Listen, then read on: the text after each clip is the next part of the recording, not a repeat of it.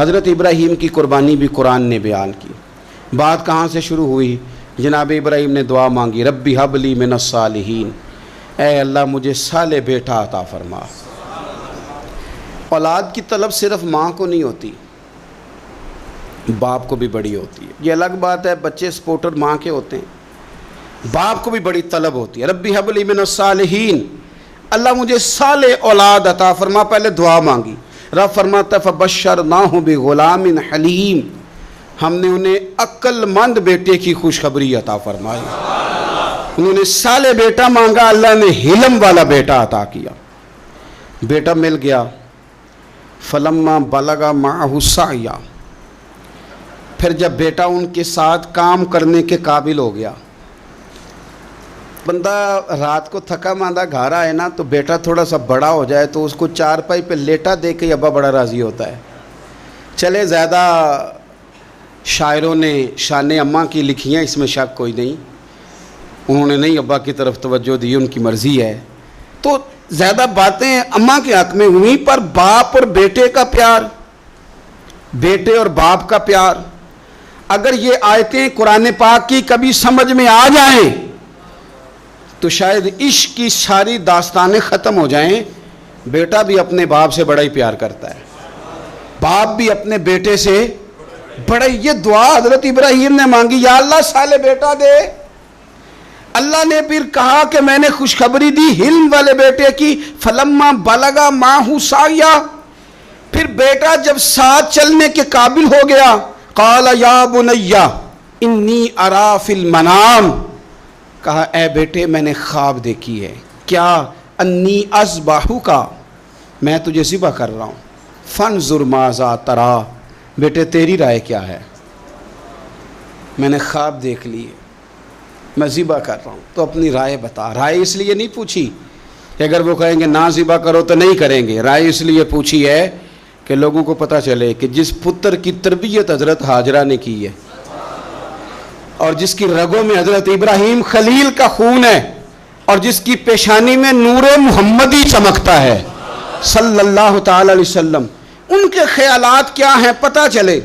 اور یہ پوچھا بھی اس لیے تاکہ لوگوں کو سمجھ آ جائے کہ اگر حضرت ابراہیم ذبح کرنے کو تیار تھے تو جناب اسماعیل ذبح ہونے کو تیار، لوگوں کی سمجھ میں بات آ جائے۔ فانظر ماذا تری، تیری کیا رائے ہے، قربان جائیں۔ یہ بھی انداز ہے بیٹے کا باپ کے ساتھ۔ یہ نہیں کہا کہ ابا جی ذبح کر دیں آپ، یہ نہیں کہا، قال یا ابت افعل ما تؤمر، کہا ہے ابا جی آپ کریں وہ جس کا آپ کو حکم دیا جا رہا ہے۔ رب جو کہتا ہے نا آپ وہ میرے ساتھ کر دیں، اگر اللہ کہتا ہے ذبح کریں تو ذبح کر دیں، اگر وہ فرماتا ہے اس کے ٹکڑے ٹکڑے کریں تو ٹکڑے ٹکڑے کر دیں، جو رب کہتا ہے وہ کریں۔ مجھے آپ انشاءاللہ صبر کرنے والوں میں سے پائیں گے۔ کریں، میں تیار ہوں، کریں۔ بیٹا ہے، سالوں کے بعد جناب ابراہیم نے دیکھا ہے، اب وہ اس عمر کو پہنچا ہے کہ وہ کام کرنے کے قابل ہوا، ساتھ چلنے کے قابل ہوا، حکم آ گیا۔ دیکھو ایک مشکل وہ ہوتی ہے کہ تبلیغ کرنی ہے، کافروں کو رستے میں مشکل آ گئی۔ ایک مشکل وہ تھی کہ کافروں سے لڑائی کرنی تھی تو رستے میں مشکل ہے۔ یہاں تو کچھ بھی نہیں، بیٹھے بٹھائے رب نے کہہ دیا کرو بیٹا ذبح۔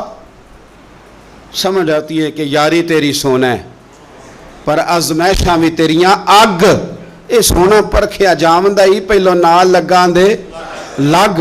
وہ اپنے پیاروں کو نہ بیٹھے بٹھائے بھی امتحان لے لیتا ہے۔ کہا میں تیار ہوں، مجھے صبر کرنے والوں میں پائیں گے۔ فلما اسلم وتلہ للجبین، اللہ فرماتے ہیں جب دونوں حکم ماننے کو تیار ہو گئے تو باپ نے بیٹے کو پیشانی کے بل لٹایا، شیطان بڑا سر پٹایا، دوڑا، میں نے تو گمراہ کرنا تھا آدم کی اولاد کو، یہ کیا بنا؟ اللہ کی رضا کے لیے بیٹا تک قربان کرنے کو تیار ہو گئے، دوڑ کے جناب ہاجرہ کے پاس گیا۔ پتہ ہے آج کیا ہونے لگا ہے؟ پتہ ہے جناب خلیل کہاں لے گئے ہیں جناب اسماعیل کو؟ کہنے لگی سیر و تفریح کے لیے گئے ہیں، یہی ہیں؟ کہنے لگی نہیں، وہ تو ذبح کر دیں گے۔ جناب ہاجرہ کہنے لگی کبھی باپ نے بھی بیٹے ذبح کیے؟ کہا ان کا گمان ہے کہ رب کا حکم آیا ہے۔ فرمانے لگی تم مردود شیطان ہے، اللہ کے نبی کا گمان نہیں ہوتا، رب کے نبی کو وحی آیا کرتی ہے، دوڑ جا ادھر سے۔ اگر میرے مالک نے میری گود کا پالا مانگا ہے تو ایک اسماعیل ہے، کاش میری گود میں ہزاروں ہوتے، میں ایک ایک کر کے سارے اپنے رب کے نام پہ قربان کر دے۔ دوڑ کے آیا جناب اسماعیل علیہ السلام، پتہ ہے آپ کے والد کہاں لے جا رہے ہیں؟ فرمایا یہیں سیر کے لیے۔ کہنے لگے نہیں، ان کو تو خواب آئی ہے، رب کا حکم آیا ہے، وہ تو ذبح کر دیں گے۔ تو فرمایا ٹھیک ہے، میرے والد ذبح کریں گے تو میں ذبح ہو جاؤں گا، آپ نے میری بات کو سمجھنا ہے۔ پھر حضرت ابراہیم کے رستے میں آیا، کہنے لگا اے ابراہیم، حضرت جبریل تو آئے ہی نہیں، آپ کو تو حکم حضرت جبریل کے ذریعے آتا ہے، آپ خواب دیکھ کے بیٹا ذبح کریں گے؟ روڑے اٹھائے، کنکر اٹھائے، زور سے مارے، وہ دوسری جگہ آ گیا، پھر کنکر مارے، پھر تیسری جگہ آ گیا، پھر کنکر مارے۔ کیا دنیا میں یہ بھی انداز بھی ہے کہ روڑے ماریں تو عبادت کا ثواب ملے؟ آپ میری بات کو سمجھنا یار، روڑے مارو، روڑے کون مارے؟ حاجی صاحب مارے، ایک دفعہ مارے، کہا نہیں 3 دفعہ مارو، 3 دن مارو، آؤ روڑے مارو۔ یا اللہ، روڑے مارنا بھی عبادت ہے؟ پتھر مارے، کنکر مارے، فرمایا مارو نا، تمہیں پتہ نہیں نا کہ وہ ذائقہ کتنا ہے جب میرے خلیل نے میری خاطر روڑے مارے تھے، میری خاطر روڑے مارنا بھی عبادت قرار دے دیا۔ صحابہ نے پوچھا یا رسول اللہ، یہ جو ہم کنکر مارتے ہیں جمرات کو، اس کا بھی ثواب ہے؟ فرمایا یہ تو تمہیں میزان عمل میں قیامت کے دن پتہ چلے گا نا اجر کتنا ہے، یہ تمہیں تب پتہ چلے گا۔ روڑے مارے حضرت ابراہیم خلیل نے، فلما اسلم وتلہ للجبین، دونوں تیار ہو گئے، باپ نے بیٹے کو پیشانی کے بل لٹایا۔ مفسرین کہتے ہیں خود کہا تھا جناب اسماعیل نے، ابا جی سیدھا لٹا کے ذبح نہ کرنا، ہو سکتا ہے چہرہ دیکھیں تو آپ سے چھری نہ چلائی جا سکے، آنکھوں پہ پٹی باندھ لو، مجھے الٹا کر کے لٹا لو اور میرے ہاتھ پیر باندھ لو۔ بیٹے وہ کیوں؟ کہا آپ والد ہی نہیں، پیغمبر بھی، پیغمبر بھی جد الانبیاء، ابو الانبیاء ابراہیم خلیل۔ ایسا نہ ہو کہ میں موت آتے وقت تڑپوں تو کچھ خون اڑے، تو میں اللہ کے نبی کی بے ادبی نہیں کرنا چاہتا، مجھے ذرا باندھ لے۔ باپ نے بیٹے کو باندھا، چھری پکڑ لی اور گردن پہ چلائی، فلما اسلم وتلہ للجبین۔ آپ کبھی مزہ تو لے ان آیتوں کا، دونوں تیار ہو گئے، باپ نے بیٹے کو گردن کے بل لٹا لیا، وَنَادَيْنَاهُ أَن يَا إِبْرَاهِيمُ، رب فرماتے ہیں ہم نے آواز دی اے ابراہیم۔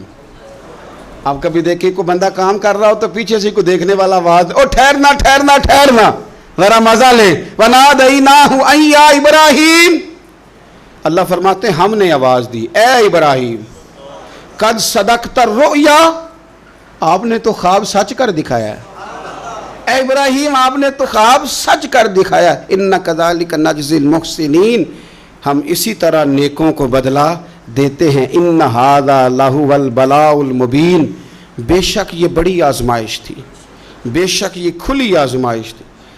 میں نے کہا تھا قرآن کی آیتوں کا بھی مزہ لیا کرے، یہ کھلی آزمائش تھی۔ جب آزمائش لینے والا کہتا ہے آزمائش کھلی تھی اور دینے والے نے سچ کر دکھائی، تو پھر حضرت ابراہیم کی شان دیکھی نا کتنی بلند ہے۔ لینے والا کہتا ہے آزمائش کھلی تھی، وَفَدَيْنَاهُ بِذِبْحٍ عَظِيمٍ، اور ہم نے انہیں بچا لیا فدیے میں عظیم ذبیحہ دے کر۔ اللہ نے نا پھر دمبا بھیجا جنت سے، حضرت ابراہیم نے چھری چلا دی تھی، روکی کوئی نہیں، چھری چلا دی، اور جب پوری طرح ذبح ہو گیا تو آنکھیں کھولی تو آپ نے دیکھا کہ نیچے دمبا ذبح ہوا پڑا ہے اور جناب اسماعیل دور کھڑے مسکرا رہے ہیں۔ تو حضرت ابراہیم کی زبان سے نکلا اللہ اکبر، اللہ اکبر۔ آپ کی بات سن کے جناب اسماعیل بھی پکارے اللہ اکبر، اللہ اکبر۔ یہ لفظ سنے تو حضرت جبریل بولے، کہنے لگے لا الہ الا اللہ واللہ اکبر۔ جب انہوں نے یہ کہا تو حضرت سیدنا ابراہیم پھر بولے، کہنے لگے اللہ اکبر وللہ الحمد۔ اللہ کو یہ لفظ بھی بڑے پیارے آئے، فرمایا پڑھو نا 9 ذی الحج کی فجر سے لے کر 13 تک پڑھو نا ذرا سارے، اللہ اکبر اللہ اکبر، لا الہ الا اللہ واللہ اکبر، اللہ اکبر وللہ الحمد۔ فرمایا یہ پڑھتے رہو۔ انہوں نے پڑھے تھے مل کے تو مجھے بڑے پیارے لگے۔ فرمایا ہم نے انہیں بچا لیا ایک فدیہ، عظیم فدیہ دے کے، وَتَرَكْنَا عَلَيْهِ فِي الْآخِرِينَ، اور ہم نے ان کے ذکر کو چھوڑا ہے آنے والوں کے لیے۔ کیا لفظ ہے قرآن کے، قربان ہونے کو دل کرتا ہے. یہ بات بیان کر کے پتہ کیا فرمایا؟ رب نے فرمایا خدا خود میر مجلس بود، رب کریم نے فرمایا. کیا فرمایا؟ فرمایا سلام علی ابراہیم. قربان جائیں، سلام علی ابراہیم. کیا بات کہاں ختم ہو رہی ہے، کہاں پہنچ رہی؟ کیا انداز؟ سلام علی ابراہیم، سلام علی ابراہیم. فرمایا سلام ہو ابراہیم پر، سلام ہو ابراہیم پر، سلام ہو. حضور فرمانے لگے غلاموں یاد رکھنا قربانی حضرت ابراہیم کا طریقہ ہے.